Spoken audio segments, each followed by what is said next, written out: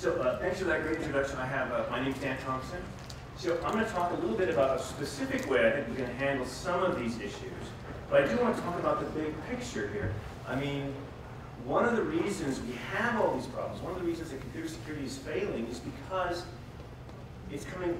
complexity is sort of coming hand in hand. It's the bane of computer security. Complexity is sort of the bane of computer security. The more complex your system is, the harder and harder it gets to secure. And one of the reasons for that, if we look like one of the best predictors of the future has been Moore's law, right? Which is basically how many transistors can we put on a chip. And basically the number of transistors has doubled every year, going back, I think, to the 50s. So that's a great predictor. But one of the things that this becomes because of this, we've been allowed to get more and more complexity into our systems. I started working in computer security in 1987 on the lock system, which was funded by the national government, trying to build a secure computer from the ground up. We had hardware, we were recoding everything. By the time we got anywhere near being done, everybody moved to Windows, and we were totally eclipsed, basically because we weren't as complex, or didn't have as many functions as the current systems that the customers wanted to buy. And even though we had a secure platform, nobody was going to buy it. So we have to understand the problems that are really plaguing computer security. They're not just it's not just the attackers, I've made this list of 3 things: economics, and complexity, and education. And Steve touched on some of these, and I'll try to drill into these a bit more. But as a computer scientist, I got my master's at the University of Minnesota, I'm thinking this is a pure fight where I'm going to go in here, I'm going to build code, I'm going to keep people out. And the biggest factor for actually securing systems is economics. And the example I use about the lock system, right? We had the system, it was secure, it didn't have the functionality that people wanted. It had when we started designing it, 8 years earlier. But so now the system fails because of economics. And if you look at all the solutions that are out there today, the systems that people are deploying, they're deployed because I have this much money to spend. I mean, the example that Steve gave, where they didn't have the money to spend and what they needed for security, right? So that is really a driving factor. Complexity I'm going to talk about a lot, but basically, the more complex a computer program is, the more difficult it is to sit down and look at that program and understand how it really works. And not remember, now, you don't just have one program, you have 2 programs. And how those 2 programs interact, that becomes more complex. And of course, you don't just have 2 programs, you have hundreds of programs, and they all interact. And then with the internet, we have people across the globe interacting with your desktop. So just imagine the complexity there. So basically, since the 50s, the complexities that the computers are embodying and sharing with other people has gone up dramatically. And with Moore's law continuing, that complexity is going to continue to go up. Now, there's been some talk that Moore's law might flatten out. And if it does, maybe computer security can catch up. Hard to say. So my mentor was Earl Bober, who worked a lot of Intel and early government computer systems. But basically, his quote here is on the bottom. Most security vulnerabilities come from the surprising interaction of components. If you sit down as a computer programmer and you write one piece of code, you understand that piece of code, and it probably does exactly what you think of. I mean, if you test it a little bit, you could probably get that pretty good. But now you put it over here with Fred's code. And maybe Fred's code is really good at what Fred thought he did, but you basically had to understand each other. And maybe you didn't get the dependencies right between your pieces of code. And that's where a lot of systems break. And as systems start growing in complexity and they're, thousands of lines of code. I was in the visualization session over here where Google is doing Google SketchUp and mapping into Google Earth, and they have all this great functionality of the stuff putting together. Just think of the lines of code that are being integrated to meet those functionalities. And now, I mean, when we worked in the lock system, we had a team of mathematicians that we were coding, and another team of mathematicians was coming along behind us improving stuff. We kept a lot of mathematicians off the street, but we need to have a similar type analysis that goes on in the current stuff. And just the economics of the situation aren't going to allow it. So again, until the game changes, we're kind of stuck. And that's why one of the reasons security is in a hole. And so the kind of solutions you need to push forward, are the solutions that are going to change the game, sort of get the handle on the complexity, try to drive it down where we get to something we can understand. So let's take a piece that's a little simpler. If you look at computers and how they interact and the security in general, that's a hard problem. Let's look at one little piece, just the security policy. I can access this file and write it, nobody else can. So it's a very simple thing, right? Everyone has security policies. You have a university policy, who can access the web server, who cannot access the web server, that kind of stuff. And so you want to make sure that everybody gets the access to the data they need, but nothing else. So this is a really hard thing to do. This is basically a computer program that you're writing, but nobody thinks of it like that. They think of it, well, I've got some bits on a file system. You know, everybody in my group can see this. This is global writable. And they look at it very piecewise for the data. But if you look at it for a whole enterprise, it's a massive, complex program. Yet, it's still simpler than writing a bunch of C code to be an Apache web server, for example. So there's a chance there that I think that we can control the complexity and get something useful where we can sort of outrace that complexity curve.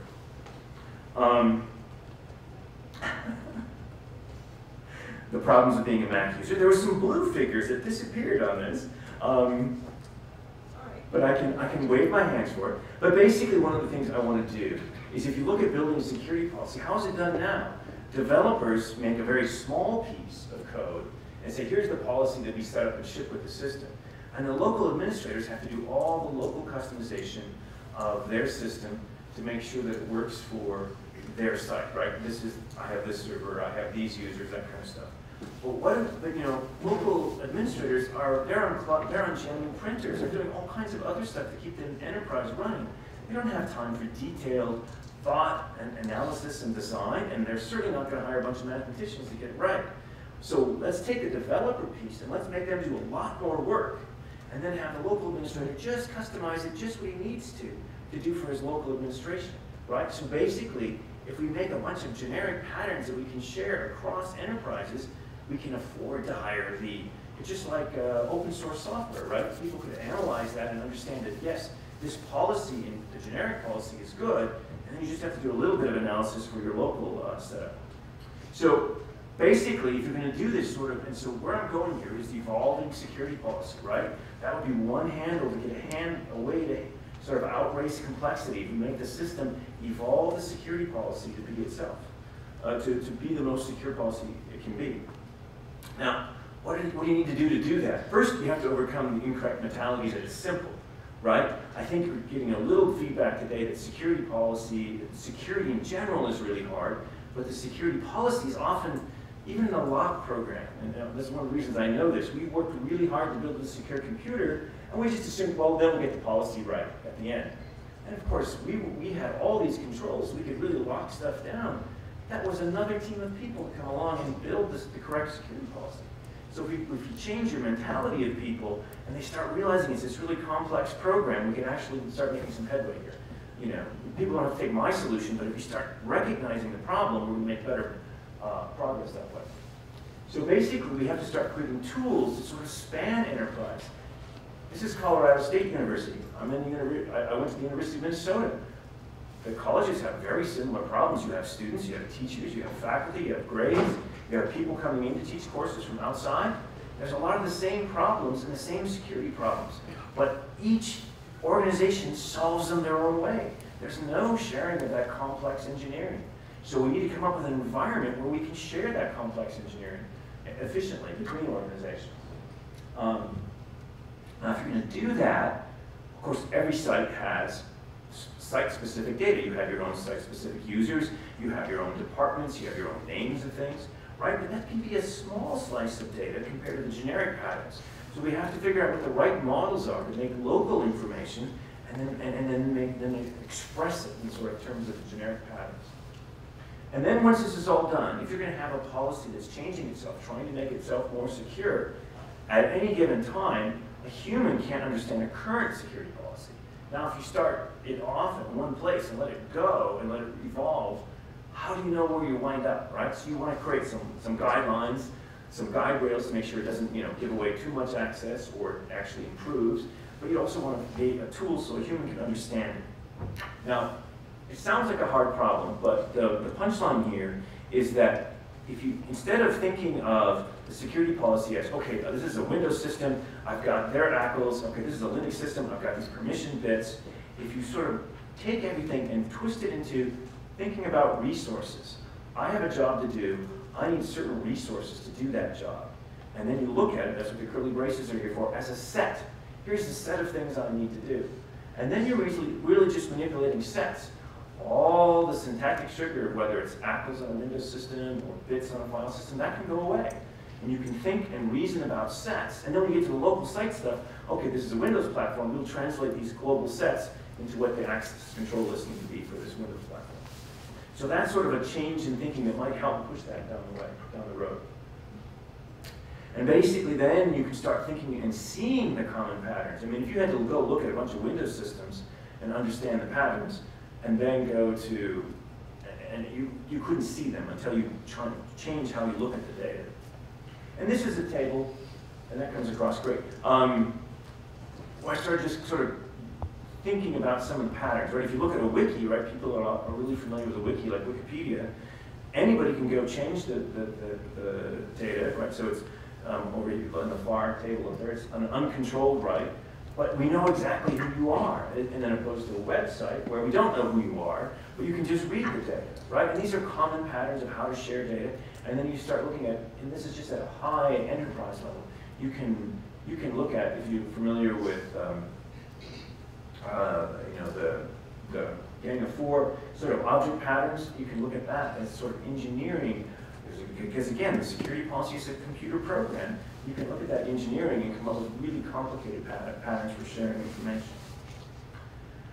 And so if you put it all together, this is something that it might look like. You might have your patterns on your shelf, which are your reusable objects that sort of span how you're going to share information with students or with faculty. And that might be your big building blocks of policy. And then you're making portable policy pieces that sort of can move between organizations and they'll actually mean something to different organizations. Then you have your local policy.